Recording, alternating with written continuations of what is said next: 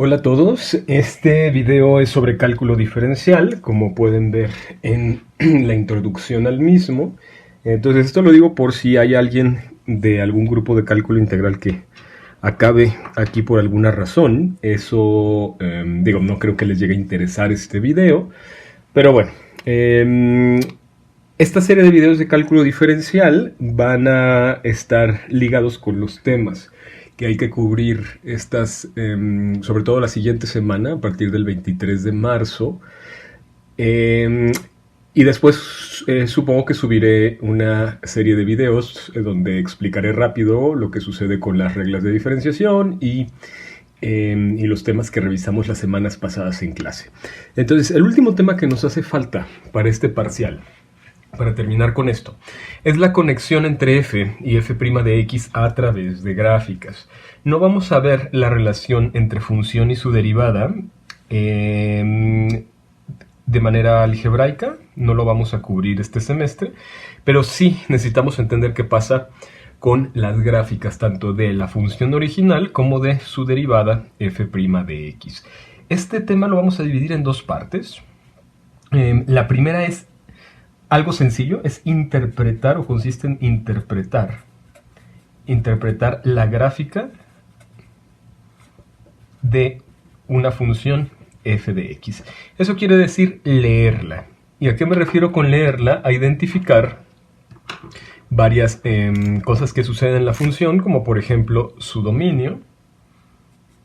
Por ejemplo, hay que identificar el dominio, el rango, las intersecciones con x y con y, con los ejes x y y, máximos y mínimos, cuál es el punto más alto de la función, cuál es el punto más bajo de la función, puntos de inflexión, lugares donde cambia la concavidad,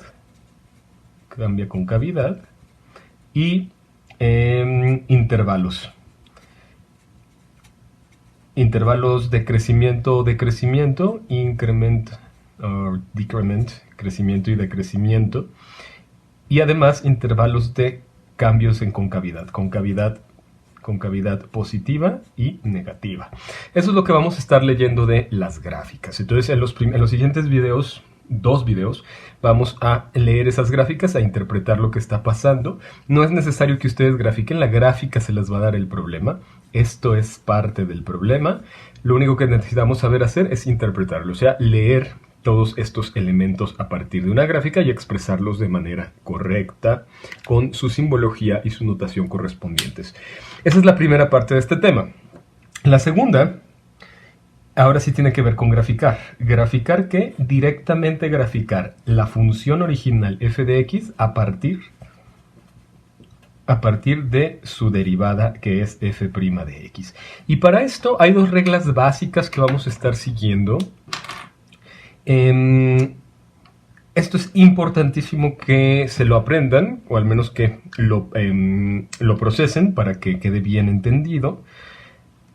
Lo primero es que si yo, que siempre les voy a dar una gráfica de una derivada, y si a partir de la gráfica de una derivada quiero obtener la función original, la gráfica de la función original f de x, hay que entender que las intersecciones con el eje x, de f' de x, se reflejan o significan máximos y mínimos en la función original. Máximos y mínimos en la función original f de x. Y la segunda parte importante que hay que entender es que los máximos y mínimos de la derivada en la función original aparecen como puntos de inflexión en la función original f de x. Y la tercera tiene que ver con las pendientes, con dónde está dibujada f' de x. Si f' de x